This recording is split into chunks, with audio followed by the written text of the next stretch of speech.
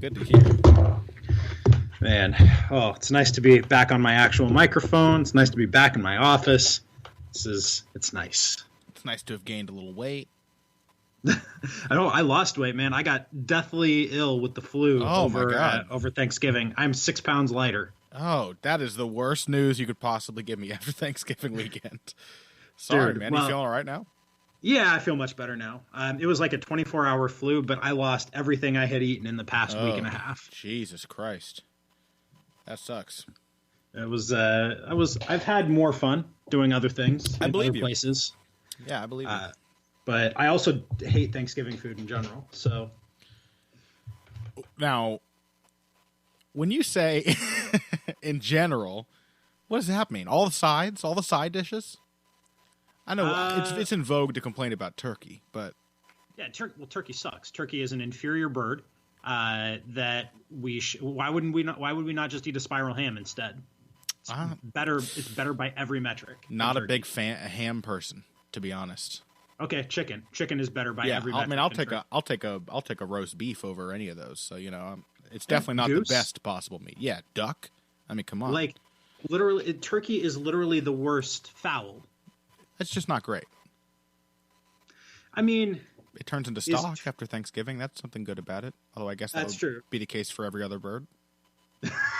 So yeah, it doesn't really stand out, I guess, to be fair. It's big. That's about what it's got going for it. I mean, we could genetically engineer chickens to be that big too. We should. Indeed we should. Yeah, I want to eat a 5-pound chicken wing. God, that sounds awesome. Right.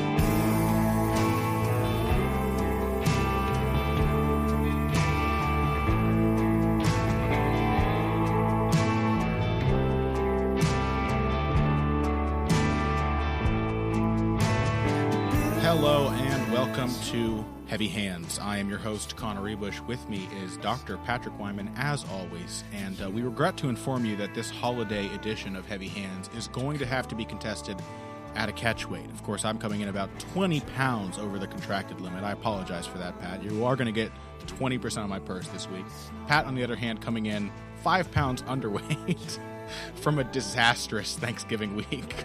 And we are still, the show must go on, and we are still here ready to talk about fights with you. Pat, you up for it? I am very here for this. After the last few episodes, the sort of, I mean, we can say it, the slight drudgery of having to get up for some UFC cards that, while they definitely delivered some promising action and in advance, you could say the matchmaking here is good, there wasn't a lot to really grab you and pull you in.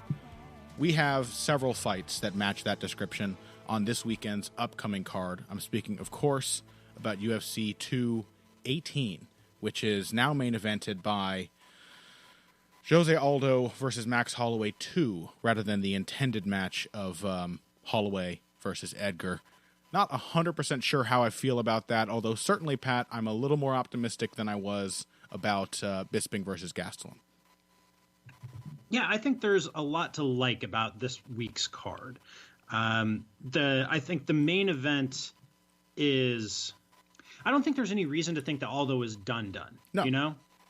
Like you could have looked at Bisping's last two fights, or last fight before the GSP fight, and then the GSP fight plus that fight. Looked at the matchup with Gastelum and said, not sure he's got anything left in the tank, really.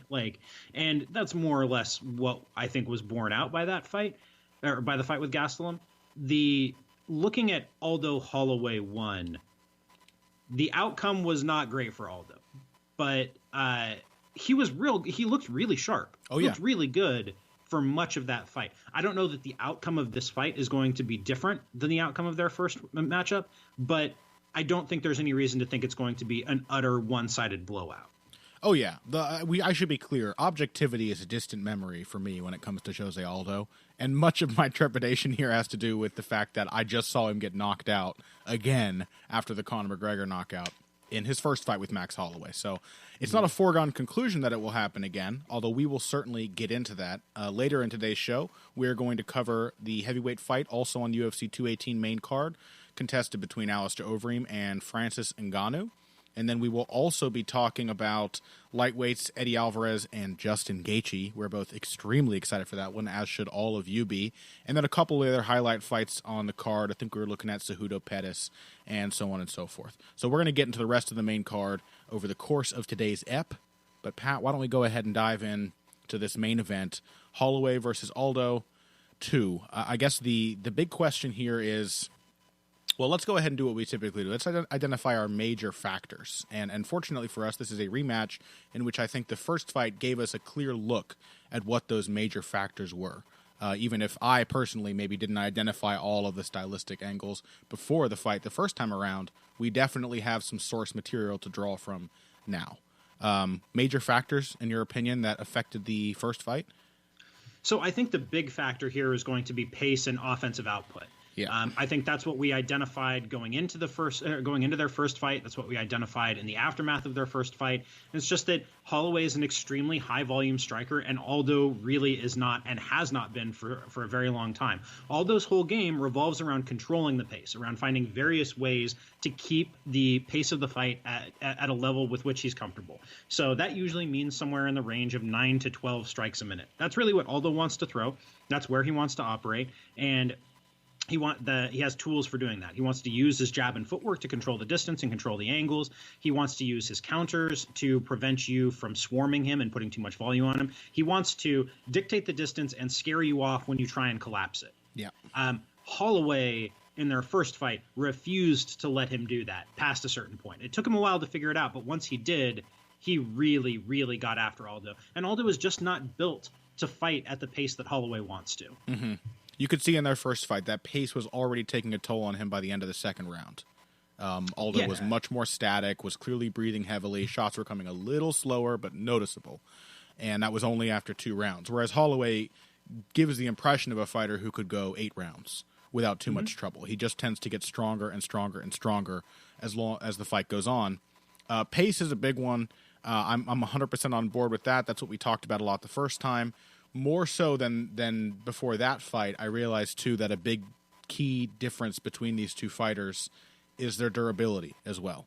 The simple dynamic here is I think still, unless something has dramatically changed, that Max can afford to take some early bombs from Jose Aldo, which he did in the first fight. And I'm not confident that Aldo can afford to take many, if any at all, from Holloway in return. The shots that Holloway knocked Aldo down with were some of the first really clean shots of the fight from him, whereas Aldo had landed plenty of very clean shots in the first and second rounds that didn't really have much of an effect. He wobbled Holloway at one point. Holloway recovered very quickly, and credit to Max for being so composed under duress against such a fearsome opponent. But you mentioned how it took him a while to get going. Having just rewatched that fight, I think Max was totally content to give away the first 2 or even 3 rounds if he had to. I don't think he was put out at all by the fact that Aldo hit him with those big shots early. I think he knew that he was going to get into his rhythm eventually. Yeah, I mean, this is one of the things that comes through so clearly about Holloway's game is that he knows how to read you. He knows how to gather information. He's a cerebral fighter. He's a thinking person's fighter who operates real quick. So normally what we see Holloway doing is using volume to draw you out. In this fight, Holloway took a little bit of a different approach. Holloway feinted a lot early. He really tried to gauge all those reactions, to try to gauge the edge of his distance, gauged his footwork, his shot selection. What's he going to throw? What distance is he going to throw it from? How fast is it going to come? And what's it going to feel like if and when I get hit with it? Mm-hmm. He spent a lot of time figuring that stuff out when really he generally comes out much more like a house on fire, So that to me was Holloway's big adjustment here was I'm going to take some time. He really did give away the first round. I don't think he tried to give away the second. I think he really tried to take the second round in the last 2 minutes of it. Turned up the volume. He threw like 24 strikes in the second to last minute of the second round. Mm-hmm. Then Aldo hit him with some big shots at the end of the second to kind of steal it.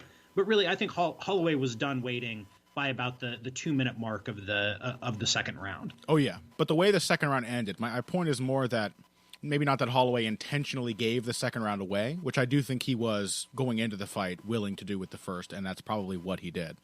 Didn't really do too much to contest it. In the second round, he was certainly working his way into it, but I don't think it bothered him the idea that he might have lost that round.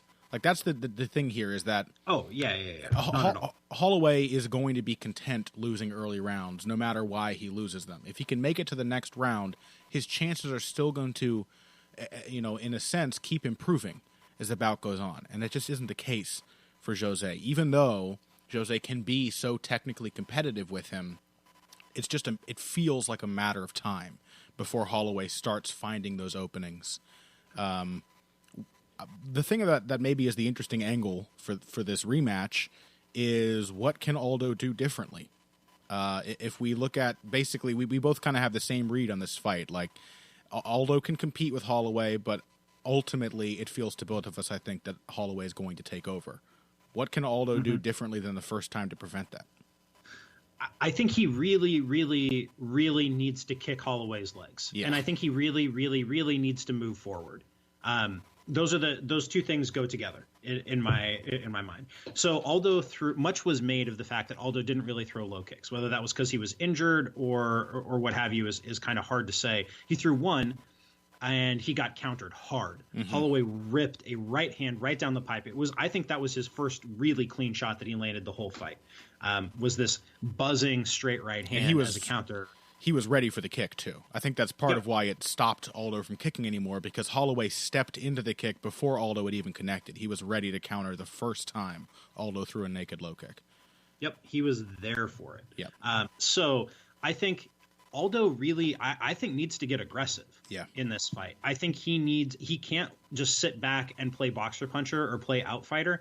He really needs to move forward and pressure Holloway, push him toward the fence, put together punch kick combinations. He really needs to go like liver shot to low kick and just work him over and over and over again to take away the distance. He got stuck by about the first minute of the third round. He got stuck on the end of Holloway's reach. He was still popping jabs out there, but he was not in range to land power punches. So when he was trying to brawl, when he was trying to counter Holloway was dictating the angles and the range at which those exchanges were taking place. Yeah, I'm very glad you said that, because on the most recent rewatch, it really stood out to me that there was a clear moment in the third round when Aldo just started to miss with everything.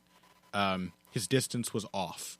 And there's something I noticed Holloway does. I haven't paid a ton of attention to this in the past, but, I mean, he's got his height and his reach. I don't think his arms are really that much longer than Aldo's arms, but he fights with a very long guard when he wants to sort of make his opponents feel that reach.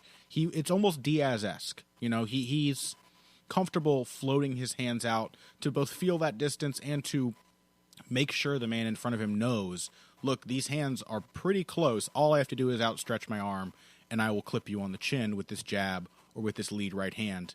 The 1-2, the pair of 1-2s with which he caught Jose Aldo were,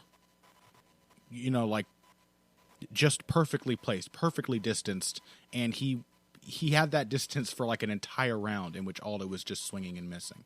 I'm with you. I think coming forward is key, because unless he comes forward, Aldo can't kick. And honestly, if he cannot kick, he is giving up a major, major advantage over Max Holloway. He needs to find ways to make those kicks work rather than do the sometimes troubling Jose Aldo thing, which is decide not to do that thing because it's risky. You need to find a way to take the risk away, but you need to stick to that tactic if you're Jose Aldo. Yeah, Holloway can stick and move. Yeah. Like he is perfectly capable of doing that, but it is not his strength. Right? Like he could beat many fighters in the featherweight division by playing a stick and move game. I don't think he could beat Jose Aldo by playing a stick and move game. Right? Like I think if like Frankie Edgar wanted to come after Max Holloway, like really pressure him, I think Holloway could outfight Frankie Edgar. If Ricardo Lamas really wanted to go after Max Holloway, I think Holloway could stick and move and win that matchup. I think if Cub Swanson really wanted to get aggressive and come after Holloway, I think Holloway could still win an outside striking matchup like that. I think he could stick and move effectively enough to do it. I don't think he could do that against Aldo. If Aldo really got aggressive, if Aldo's gas tank could hold up for like 3 rounds of throwing 15 strikes a minute and really digging like hard punch kick combinations, I think Aldo could bank enough and do enough damage to Holloway to slow his pace enough to take a decision, or maybe even potentially finish like one of the most durable guys in the division. You never know. Holloway's got a hell of a chin, but again, Aldo did land some pretty tremendous bombs. I mean, he had Holloway more hurt than anybody else I can recall in the octagon. If Aldo lands but... like a flush 2-3, knocks Holloway down, gets on top, and like holds position long enough to land some bombs, Aldo is still capable of finishing anybody if he gets them hurt and if he follows up. Mm-hmm. Like, he can still do that. We saw this from GSP, right? In his last fight, GSP had not finished anybody in God knows how long. Mm-hmm. But he still showed a flash of the killer instinct he had shown, 15 years ago. Mm-hmm. Like the Matt Hughes knockout when he jumped on Bisping after knocking him down. It was very much like the head kick followed by the elbows against Matt Hughes. Exactly. Classic. And Jose Aldo in his prime was a better finisher than GSP ever was. Yeah. If he that was a long time ago, obviously, but Jose Aldo still at some level still has some Jose Aldo in him, and if he hurts Holloway with a shot, he is still perfectly capable of finding a way to finish the fight. So, I don't think that's going to happen. If he's backing up, it's the thing. Holloway is such a flexible fighter, but really, like, his advancing footwork is maybe his greatest strength. He's so good at maintaining and eating up distance as he comes forward, and not just like the wild shifts and spins, the crazy kind of shit that he was doing a lot of against Cole Miller, for example, but like the steps accompanying the 1-2s with which he put Aldo down. Adjustment steps. Yeah, very small little movements that Aldo took the first 2 shots, popped his head up to see what was happening, and Holloway was already at the exact perfect distance to just fire the exact same combo down the pipe. These little tiny small steps are huge for somebody with that reach and with the style to use it. Yeah, I mean, to me, the biggest thing about Holloway that always stands out is just his sheer versatility. Like, he can do everything, and he can switch between different modes and different priorities, not just kind of from fight to fight, from one fight to the next, not even from round to round, but within rounds of a fight. So he can stick and move a little bit, and then when he senses the momentum shift, he can sit there and counter you when you come forward. And then when he sees you start to wilt a little bit, he'll get aggressive and really, really, really let the pressure go. Like, he can do all of those things simultaneously. He can keep all of those different things in his head at once and doesn't get stuck in any one mode for too long where he becomes predictable. He's a hard guy to game plan for. He's a hard guy to adjust with. And that I think more than anything else is what makes this really tough for Aldo. Is let's say that Aldo follows this game plan that we've drawn up for him here, right? And he goes after Holloway and he pressures and he really tries to put combinations together. Aldo is not a pressure fighter. That is not his mode. That is not what he feels most comfortable doing. What happens when he eventually gets tired of that? Well, Holloway is going to sense that moment and then he's going to pour it on. Yep. Unless he is somehow too damaged to do that. I think, as we've discussed, Holloway's a durable dude. It's hard for us to see him really getting beat down and worn down that way. If and when Aldo fades, if and when he slows, Holloway's still going to be there. And Holloway's going to know how to pick the right spot and what goes in that spot in order to put Aldo under duress. And it's not like Aldo didn't adapt in the first fight. He did. Rewatching it, I was like, what are the tactical changes my sweet boy Jose Aldo can make for this rematch? Well, maybe he could try to use his jab to try and stifle that distance. He's got a great... Oh, he started doing that in the second round. Actually landed some really good jabs, and Holloway adjusted to that. And I was like, maybe he's having trouble. He's getting clipped as he tries to escape range. Maybe he needs to step in and clip. Oh, he tried that starting in the second round also. He tried to step into the clinch and hit some knees. Holloway adjusted and started hitting him on the breaks. Holloway is somehow one step ahead even when you're adapting to him. He just has more answers, and he has the youth to make those answers constantly readily available. Yeah, that's what I was getting at with that versatility thing, because Holloway's final adjustment, what he finally figured out, that was after everything that you talked about, was that he could counter the counter, right? That he could throw at Aldo, draw out Aldo's counter, and then he could step back in with his own counters, and Aldo would not be ready for them. He figured out that if he exchanged in layers, that Aldo was going to be vulnerable And that's eventually what did it, right? Because that last sequence was 1-2, Aldo thinks he's safe, then another 1-2. That was built off Aldo. That was built off Aldo's expectation that the 1-2 was going to be the end of it, right? Like that, like he staggered his rhythm to follow up on that. Or Holloway staggered his rhythm to take advantage of the fact that Aldo thought that Holloway thought he was going to throw back, and when Aldo didn't throw back, Aldo thought, "Okay, I'm safe." Yep. So instinctively, he was just not ready for another follow up. He was relaxed when those last two shots landed. Exactly. Yeah. Sorry, I did not put that as best. No, I possibly could. I understood you perfectly. I didn't think there was anything wrong with your explanation. Well, so like that's what makes this so hard is Aldo is so used to being able to outthink guys, because as soon as you start thinking with Jose Aldo, usually you have lost. Like he doesn't have as much at his disposal as somebody like Mighty Mouse does, but like same deal. If you're thinking with them, you're losing, except Holloway. Holloway, that more than anything else is what stood out so strongly to me about their first fight. Is everything Aldo did, Holloway had an answer for it. Yeah. All right. Well, both of us picking Max Holloway again. Do you have a specific round and method for your prediction? I have trouble seeing anything other than a late TKO or submission here. Yeah, I'm thinking maybe a fourth round TKO. I have this unsettling feeling that Aldo may come in a little more conservative and more cautious, and then may actually get less done en route to a similar result. But we'll see. Yeah, I mean, I picked Holloway by decision the first time. After seeing that he could get the finish, I have a hard time seeing him not get the finish the second time. And you got to have concerns about, not that Aldo's chin is glass, but it's clearly not as good as Holloway's chin. Yeah, that's very cool. Well, I mean, Holloway's just younger. Holloway's just like a kid. So of course, like it's like imagine how if you could train a baby to fight. The kind of punishment I've seen babies take, my friend, hitting their heads on coffee tables. I mean, goddamn, Jose Aldo couldn't survive that kind of shit.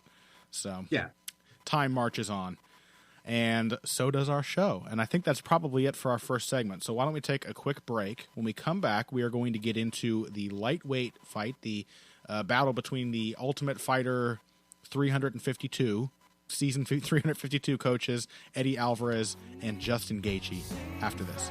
Hey everybody, thanks for listening to this week's Heavy Hands. If you like what you hear, please consider pledging to support the podcast on Patreon. Patreon is basically continuous crowdfunding. You sign up to contribute a certain amount per month to help us with production costs and the like, and in return you get rewards ranging from a mention on the Heavy Hands website to a question or topic of your choice being discussed on the show.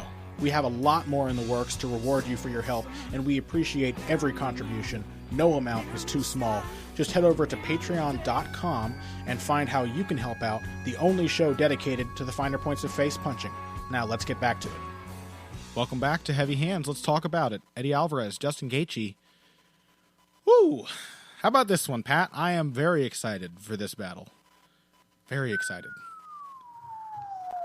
Oh my God. I thought I was excited before I sat down and started watching tape of it. I am even more excited afterwards because I think my initial impression was fairly straightforwardly that that Gaethje was going to knock Alvarez out, just knock his head clean off at some point here. After rewatching their most recent fights, I am way more convinced that Alvarez is going to seriously hurt Gaethje before that happens, if it does. Mm-hmm. Like, I have way more respect for Alvarez's craft in the pocket and exactly how that's going to play against a durable, mean, hard-punching, not without craft, but substantially less crafty pocket puncher. Yeah. Eddie Alvarez is like, he sits in this weird in-between land between two styles where he's so into brawling and going nuts when he gets hurt and hitting people with bombs that you can kind of go for a few fights thinking like that's what Eddie Alvarez is good at. And then he's also capable of being a very slick, very thoughtful, sort of pot-shotting, short combination outside boxer with a good selection of counters. But he doesn't – he kind of – so against like the smarter, more technical boxers, I think he comes across like a brawler. Against a guy like Gaethje or a guy like RDA or Poirier, he comes across like a boxer. which of those is going to be the style he needs to beat Justin Gaethje? Because Justin Gaethje is just a force of nature. Well, he needs both. Right. That's what makes this matchup really compelling to me, is that Gaethje is not going to let Alvarez get away with solely brawling with him, because in that fight, eventually Gaethje's going to land the bigger shot and Alvarez is going to go down. Because we've seen that before. Mm-hmm. But you can't just stick and move against Justin Gaethje. That never works, because Gaethje is, despite his reputation as a brawler, a really fucking crafty pressure guy when he gets after you. He has a lot of ways of corralling you. He has a lot of ways of drawing you into his kind of fight. His pressure footwork is really good. He's got that nice guard when he comes in. Mm-hmm. He's got really great timing and shot selection on his counter. So if you throw to try to get him off, he does a fantastic job of picking the right shot to hit you as you're moving, or as you try to slip out, or and this is the biggest one. I think this is going to be the biggest factor in this fight, of kicking the shit out of your legs when you try to move. Yeah, well, it's interesting you say that Alvarez. Well, which way did you say it? Because I was going to invert it and say that the opposite was true. Gaethje can't get away with... No. Alvarez can't get away with brawling with Gaethje, is what you said. I think the inverse is also true. That Alvarez is definitely capable of punishing Gaethje for being the typical brawler. If Gaethje comes in here and assumes that it's going to be sort of your standard... I mean, as standard as any Justin Gaethje fight could be... And it's insane to say that the man has now put together a standard of insane wars. But Alvarez doesn't go down the same way other people do. And that weird mixture of insane brawler's confidence with real craft, I suppose, Pat, by our own description, we would call that a boxer puncher. King of the boxer punchers, Eddie Alvarez, in MMA, is seriously dangerous when he's hurt, and is seriously dangerous when he's not hurt. But even as Gaethje continues to feel the momentum building in his favor, he's going to be at risk. More so than he was with Michael Johnson, where Michael Johnson, I think, started to visibly fade at a certain point in that fight and was kind of just picking shots here and there. Eddie Alvarez's recuperation is crazy.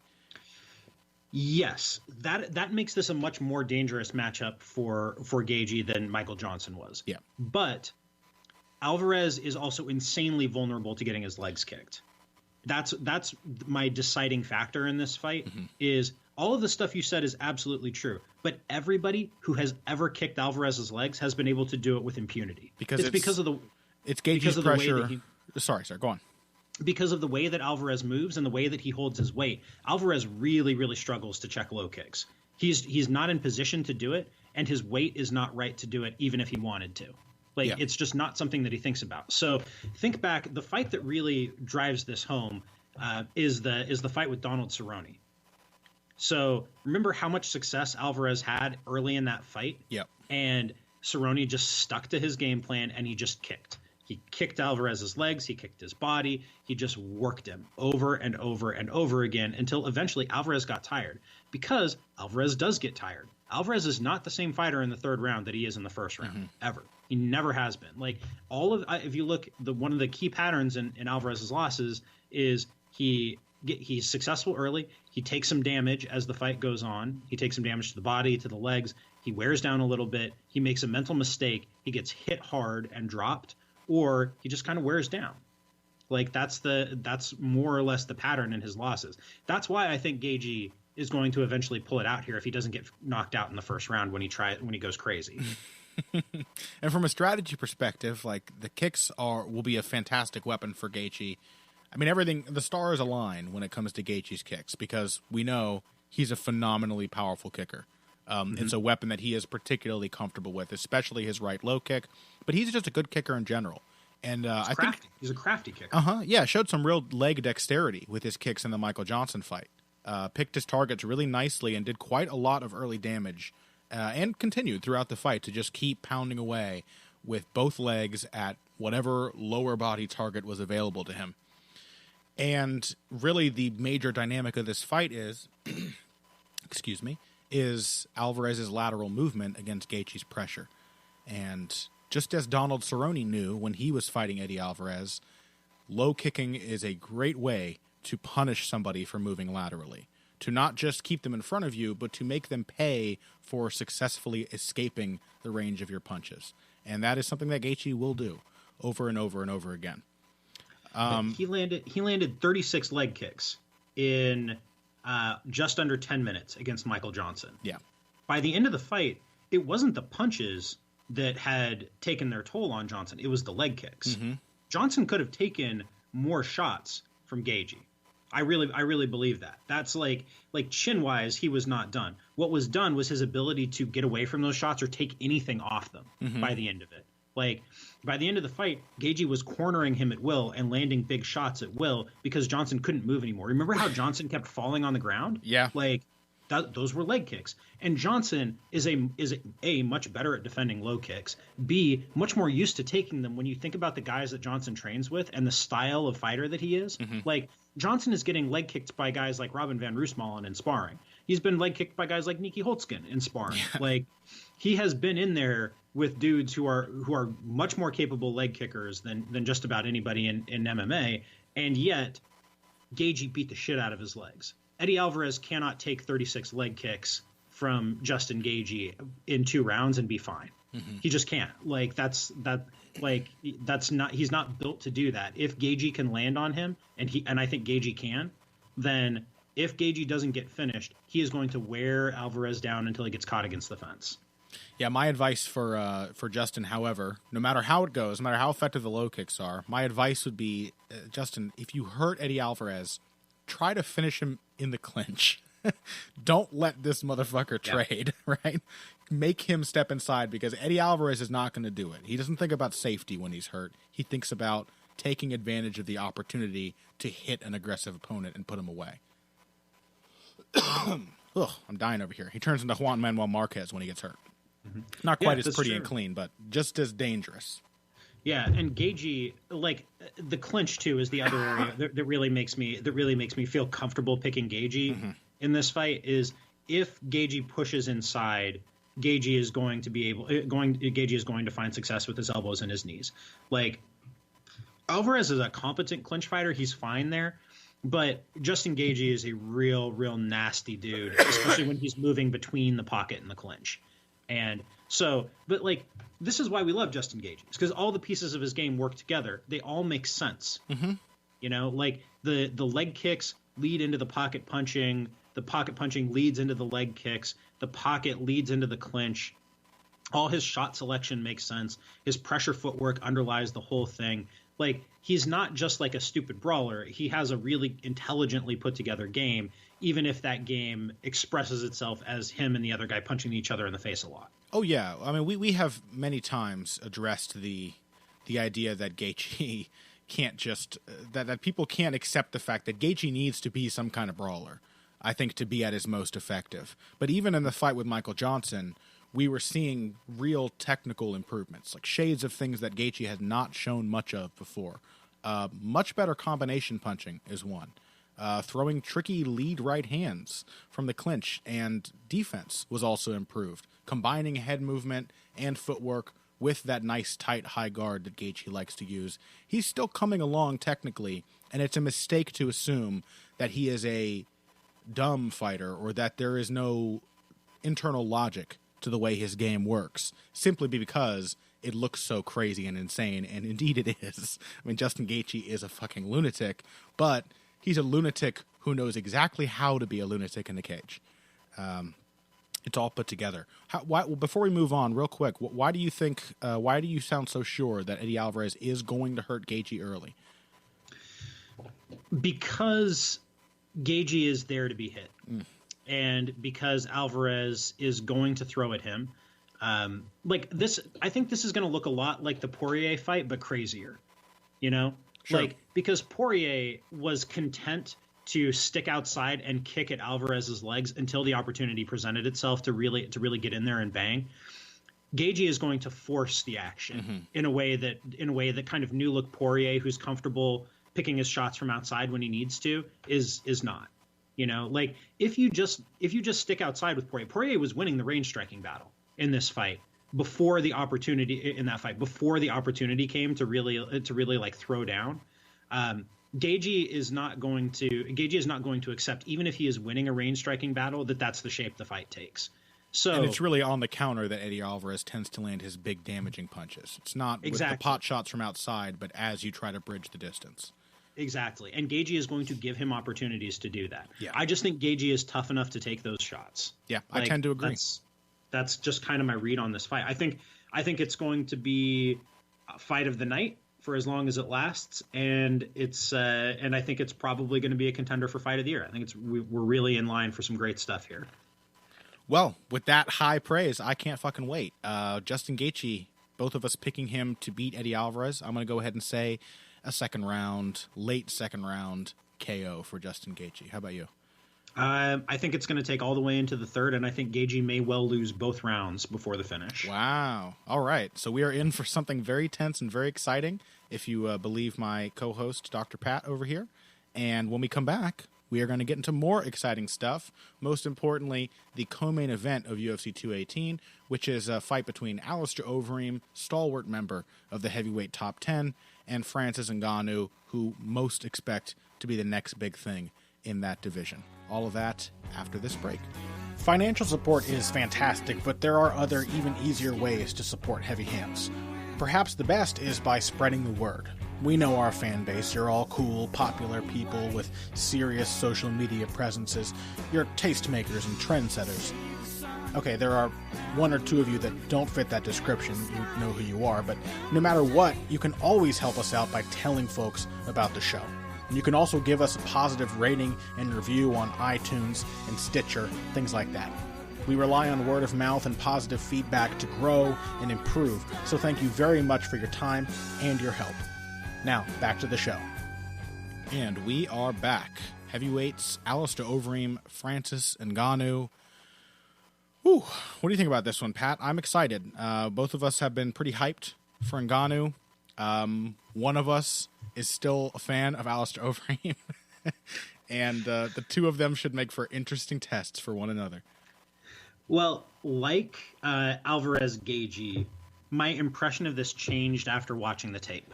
I think I was pretty convinced that Ngannou was going to knock Overeem out when they announced this fight. Just given, it seems fairly straightforward. Heavy-handed, athletic young puncher versus a guy with a terribly suspect chin who probably cannot take a bunch of flush shots before going down.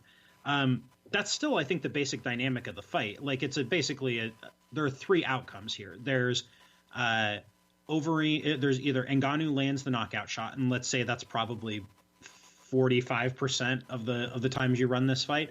There's Overeem wins a decision, which I think is the second most likely outcome. Then there's somehow Overeem either lands a knockout shot or gets a submission out of somewhere.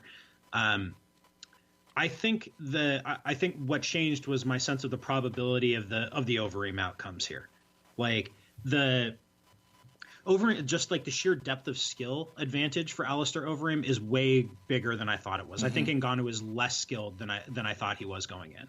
He's definitely talent more than skill still at this point, I think. Yeah. I'm with you there. I'm surprised to hear you say it, but I'm with you. I think there's a strong chance that Alistair Overeem could sort of stymie Francis Ngannou here, because my basic read is that Ngannou is probably going to want to come out early, relatively aggressive, not going nuts, but I'm thinking he's going to want to keep that pressure on, sort of the way he's handled, his last almost all of his opponents in the UFC. Sort of come forward, keep the pressure on, make them feel his presence, wait for them to swing, try to counter him with a short combination. I think that kind of pressure has obviously affected Alistair Overeem pretty considerably in past fights, but there is a lot of kickboxing craft on the side of Alistair Overeem, especially with his, we can't really even call it new anymore, but his latter-day Overeem style. I can see that frustrating a fighter who is not used to chasing and having to cut off the cage against a very mobile opponent, and Ngannou is not. Looking through his roster or looking through his resume, really not a lot of great movers on there. Honestly, the best evasive fighter he's fought was probably Andrei Arlovski. In terms of pressure footwork, Francis Ngannou is not Stipe Miocic, and he's not Fabricio Verdum either. Yeah. Like, he's not either of those guys. And the more I think about it, like we've talked a fair bit about the trilogy fight between Verdum and Overeem, and about like how disappointing a fight that was, because it was a terrible fight. Yeah. The more I think about it, the more I think that fight did not actually tell us that much about either guy. Like, for whatever reason, those dudes are stylistic kryptonite for each other. They are both, for some strange reason, terrified of what either guy is going to do to them. They're like Woodley and Thompson. Yeah, like, I don't know why this is, but in their last two fights, like, Verdum fights everybody like he doesn't give a shit what they can do to him. He's terrified of Overeem. Like, Overeem seems to fight everybody now with this confidence that he's so much better on the outside than them, that he can just pick and choose his shots, and he'll throw volume. Like, he threw tons of volume against Mark Hunt. He threw volume in his fights before that. Mm-hmm. Like, that, for whatever reason, like, he threw like against Stipe Miocic early in that fight, he threw quite a bit. He threw a lot against Andrei Arlovski before he finished him. Like, but for whatever reason, he was just frozen against Verdum. And like, on watching the tape, it wasn't like reflexes or shot frozen. It's like he just couldn't decide. He couldn't make himself do it. Yeah, and it wasn't even really like I'm reacting to this specific situation kind of frozen, because neither of them was doing all that much in the last about 70% of that bout. It was like they both just knew from their past experiences that they were both on a tightrope, just a slight miscalculation away from being finished at any second, which I guess maybe that's true, but not any more so than a lot of the other heavyweight fights these two guys have had. Yeah, they are a weird matchup for each other. Overeem, outside of that fight, though, like, you got to acknowledge that the man has something to offer as a long-range striker that the vast majority of heavyweights do not. Yeah, just the sheer skill gap here is about as wide as I think we've seen in an elite heavyweight fight. Really? Yeah, I think in terms of depth of technical knowledge, that doesn't mean that Ngannou isn't going to knock Overeem's head clean off. Like, I want to be very clear about that. Yeah. It's just like, I think it's been a long time since we've seen a fight where one guy knows so much more about the craft of striking than the other. And a lot of that really depends on how much belief does Overeem have in that knowledge. Yeah, and I think he's going to fight this dude like he's not afraid of him. I'm going to pick Overeem for the upset here. As strange as that is for me, like, I really think Ngannou is incredibly talented, and I think he could very well be a champion. But like, at some point, every prospect runs into the guy who fights them like they aren't afraid of what they're bringing to the table, and I think that could be Overeem. I think Overeem is going to be the guy to do that. Damn it, Pat! I did not come into this episode thinking there would be two of us picking Overeem to beat Ngannou. I really didn't. Especially because you know how I feel about Ngannou. You know how I feel about hyper-athletic prospects with enormous power in their hands. Like, this is very out of character for me. But I really think, like, I just do not believe that Ngannou has the necessary skills yet. And I also don't think, on kind of a meta level, I don't think he's trained. I don't think his training situation is giving him everything that he needs, because like, he's basically at the UFC Performance Center, kind of hitting the bag when he feels like hitting the bag, doing a lot of strength and conditioning work, and then his coach only came in for like the last 3 or 4 weeks of his camp. So he didn't have like a head coach. He was kind of working on stuff when he wanted to work on it. To fight Overeem? Yeah. That seems like a very risky choice.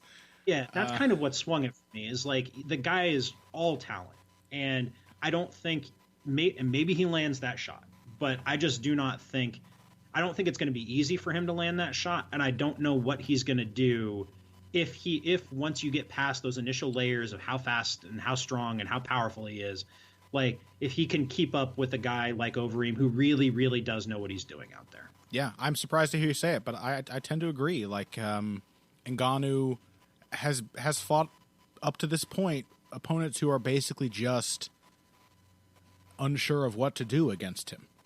They just kind of fight. I want to say they fight dumb, not that they're morons, but that they are sort of just reacting to what's in front of them. They're like, okay, I got to chase him down now, or I got to look out for these hands. Everything is like, look at this behemoth in front of me. I don't know how to respond to this. Overeem's fought some behemoths. He's fought plenty of them, in fact. He's got one of the most impressive careers in terms of longevity of anyone in the division.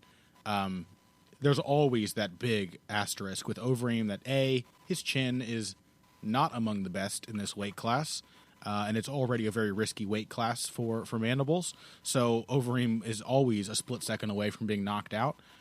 And then there's also Overeem's confidence, which we have seen shaken. We have seen his bully mentality sort of fold up in on itself.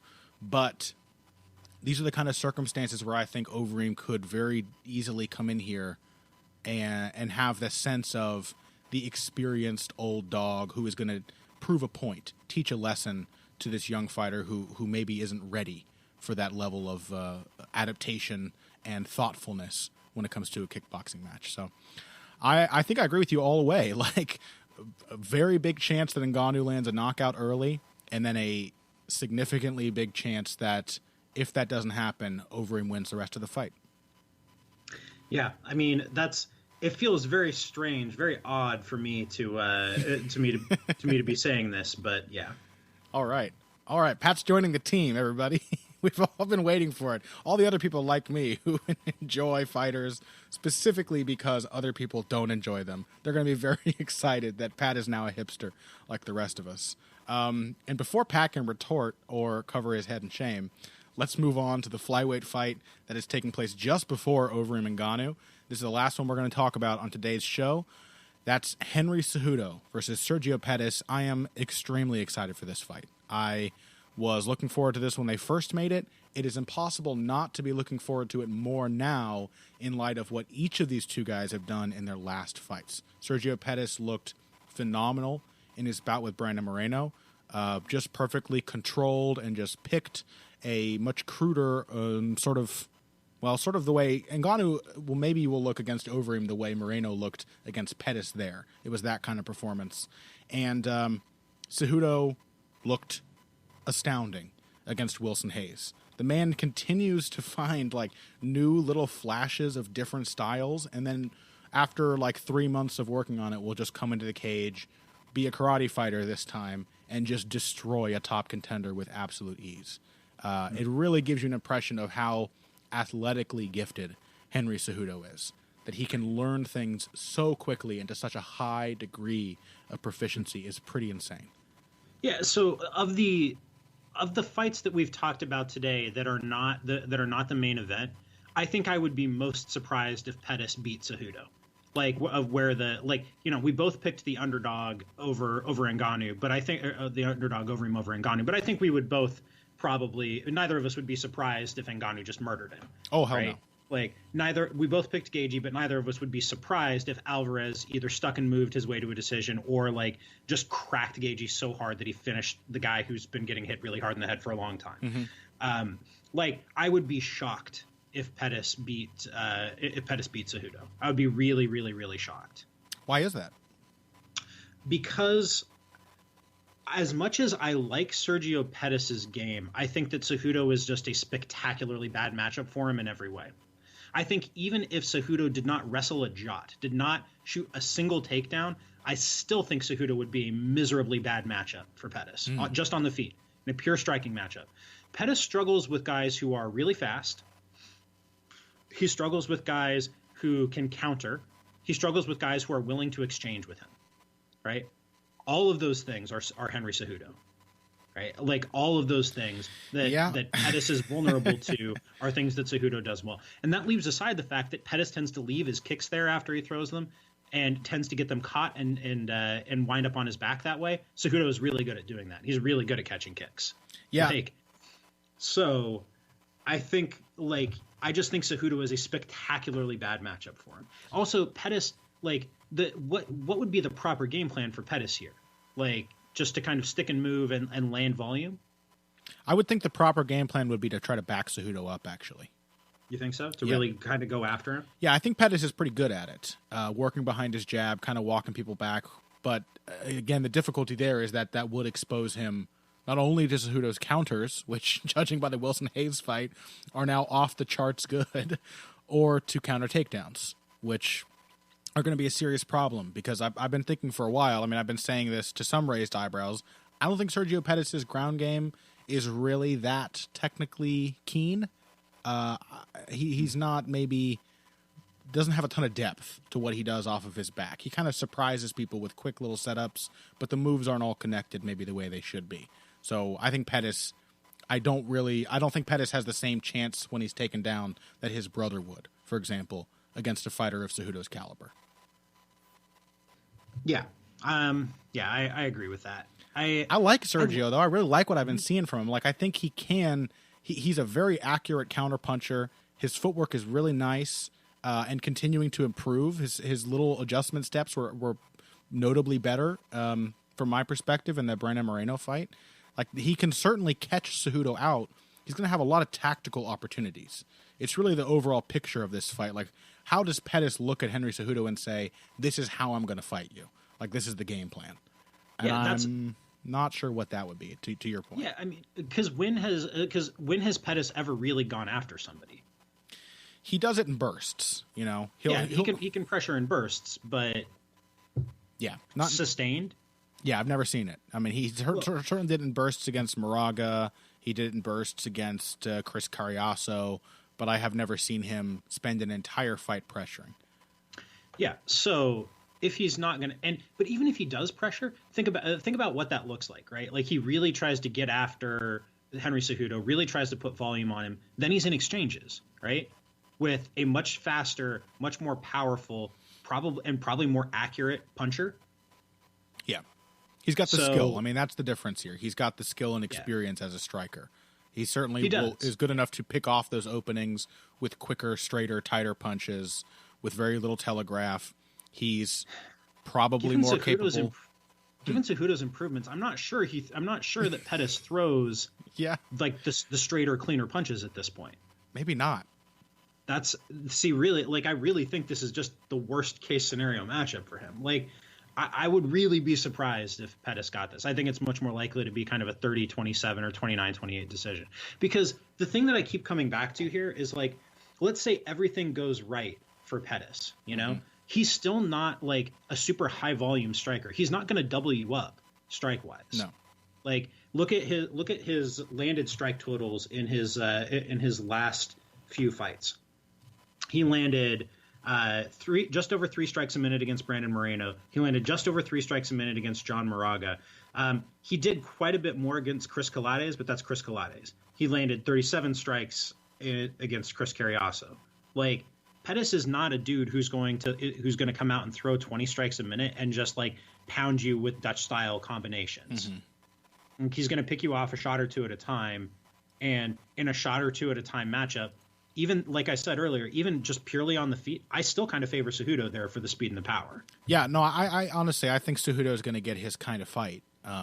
I think he could probably, before Pettis can get a read on him, come out here and really just put an insane amount of pressure on him and have success that way.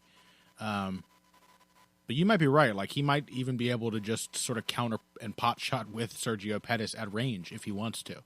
I do have questions about even somebody who can pick up those skills really quickly. We're looking again at like an Ngannou type of situation with Cejudo. How much depth and understanding of these new skills is Cejudo carrying with him? I'm not 100% sure if he's forced into a thinking match. But Cejudo isn't Ngannou. Cejudo was a Copper Gloves boxer too. Like, in addition to everything and else, was already praised for how quickly he picked up Muay Thai and boxing. After like a year of doing MMA, he was already looking like a fairly elite fighter.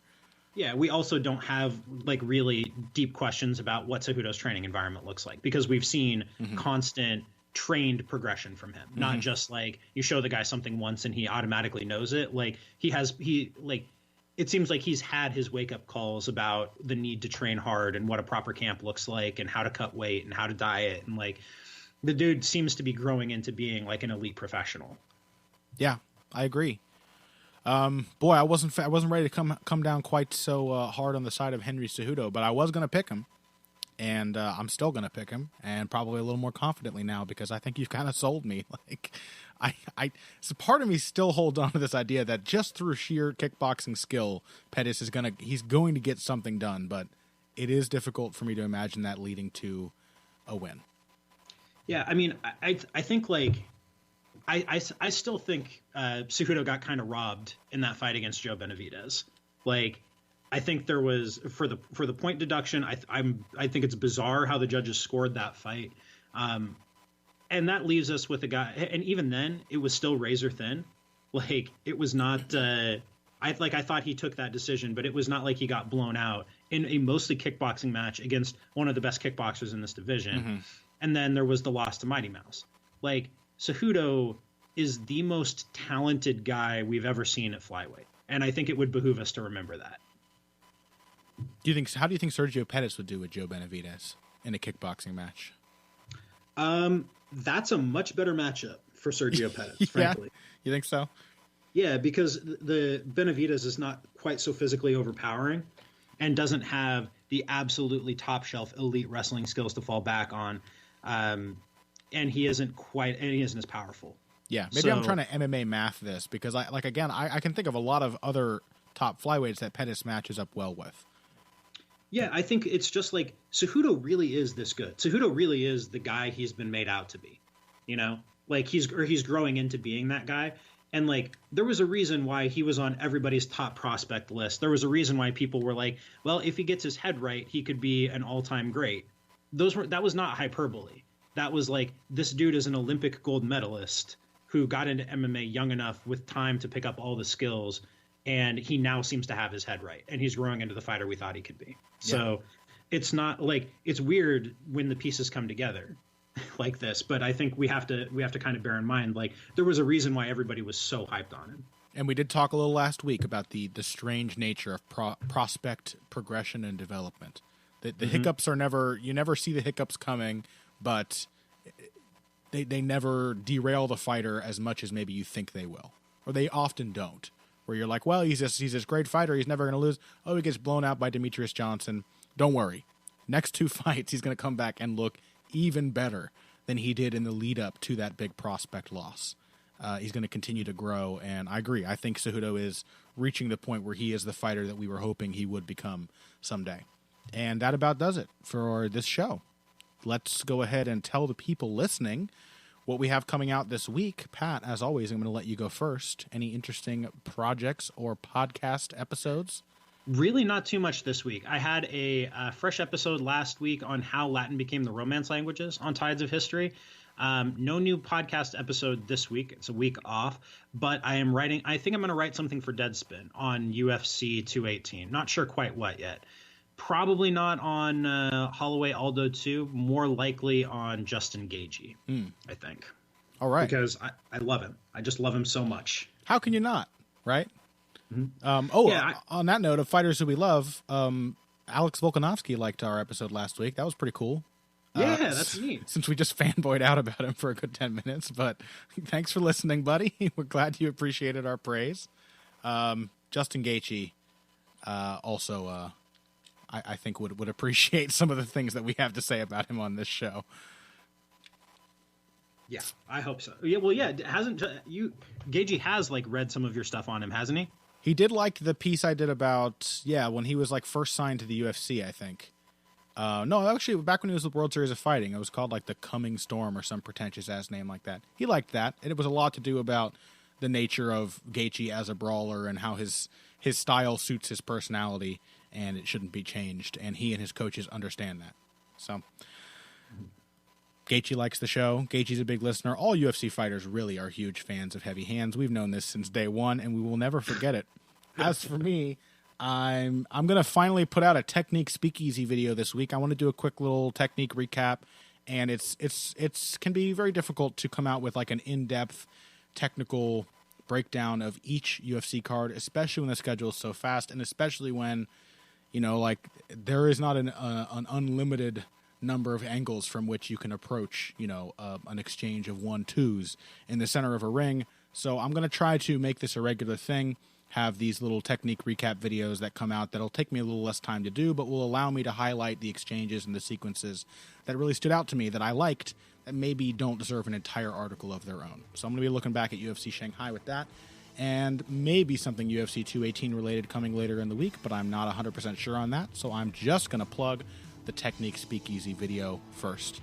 And that's about it. Thank you all for listening. Find us on social media if you want to ask us some questions.